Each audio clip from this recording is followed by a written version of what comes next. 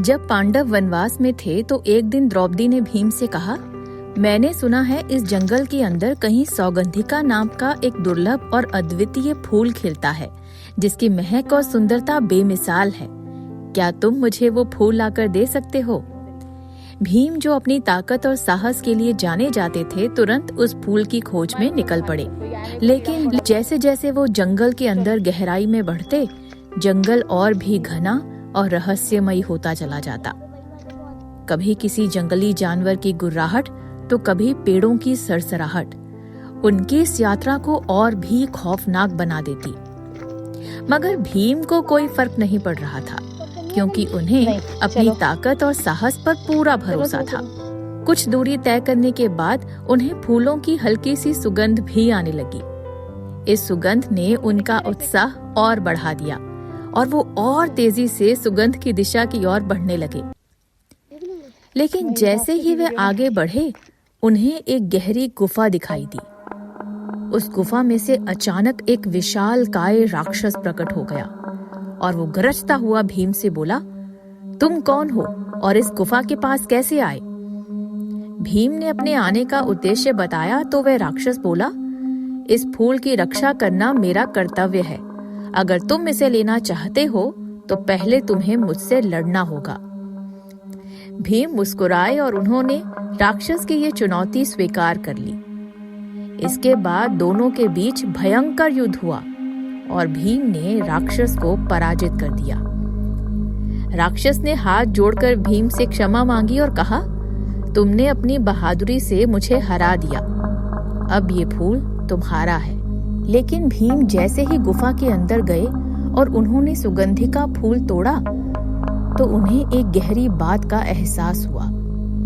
उन्हें महसूस हुआ कि उनकी ये यात्रा सिर्फ फूल पाने की यात्रा नहीं थी, बल्कि उनकी ये यात्रा अपने अंदर के डर, अहंकार और अस्थिरता का सामना करने की यात्रा थी।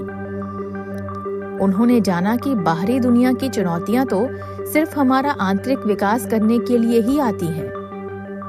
इसलिए इस बार जब भीम इस यात्रा से वापस आए तो उनके हाथ में सिर्फ फूल नहीं, बल्कि एक नई समझ थी। वो समझ चुके थे कि अब वो सिर्फ एक योद्धा नहीं, बल्कि ऐसा इंसान बनकर लौटे हैं जिसने अपने अंदर के डर का सामना कर उसे जीत लिया था। यही बात समझने में मुझे धर्मकोट की ये पूरी ट्रिप लग गई।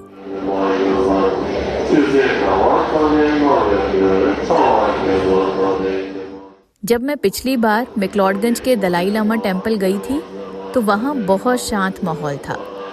लेकिन इस बार जब हम वहाँ पहुँचे तो वहाँ उनका कोई समागम चल रहा था।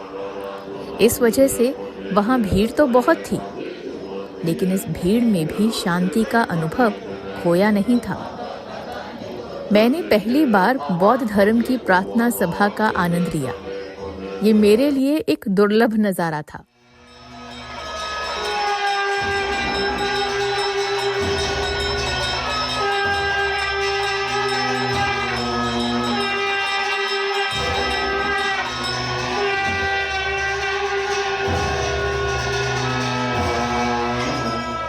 मैक्लोडगंज आज भले ही बहुत टूरिस्टी डेस्टिनेशन हो गई है, लेकिन अगर आपका मन किसी ऐसी धुन की तलाश में हो जो भीड़ के शोर को मौन कर दे, तो वो आपको मिल ही जाएगी। अब ये आप पर है कि आपका ध्यान किधर है।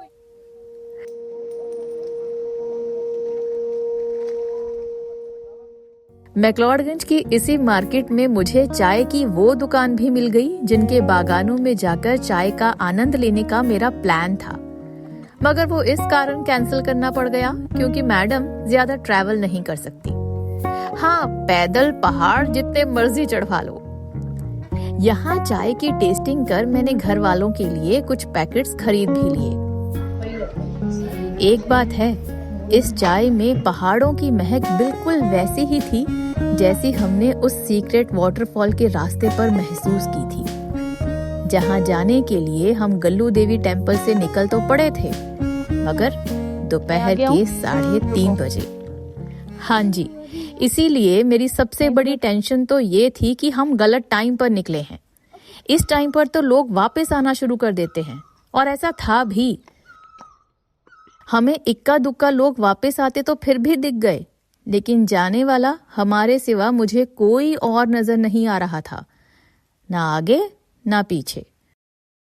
सही से मेरी दूसरी टेंशन बनती जा रही थी, गहरा और खतरनाक होता ये रास्ता।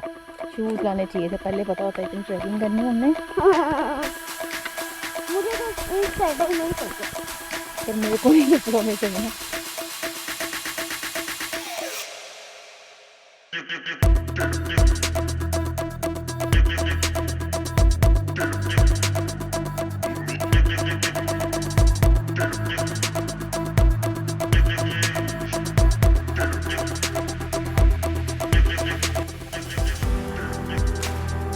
इस जगह ये आकर रास्ता कैसे तो मैंने गिव अप कर ही दिया।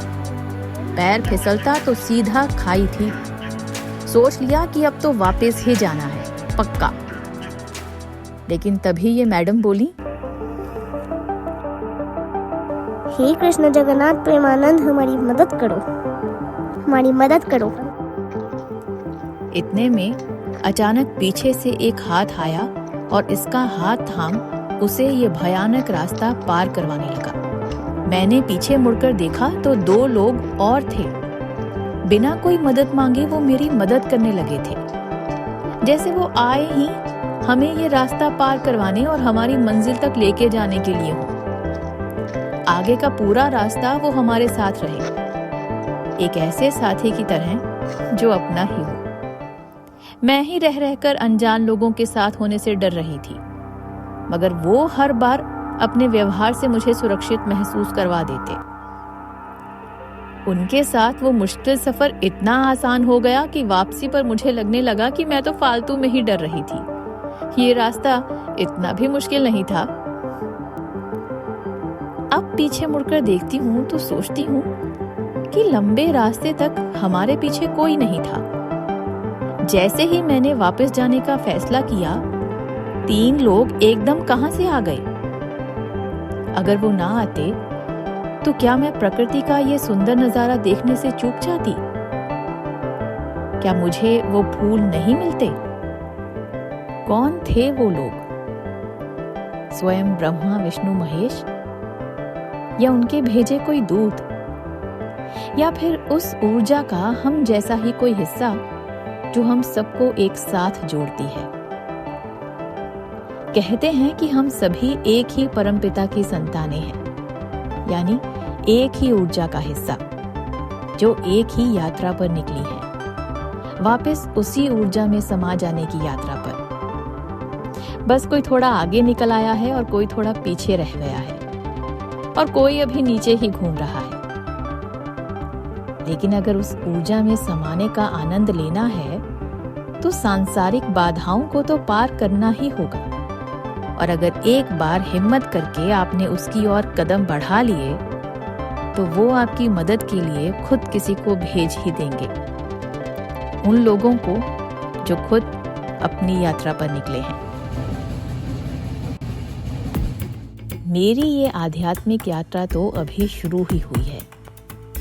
अगली यात्रा के दौरान तो उसने मेरी सारी डिस्ट्रैक्शंस ही खत्म कर डाली। कैसे? जानने के लिए बने रहिएगा मेरे साथ मेरी अगली यात्रा के दौरान भी, जहां मैं गई नहीं थी बल्कि बुलाई गई थी।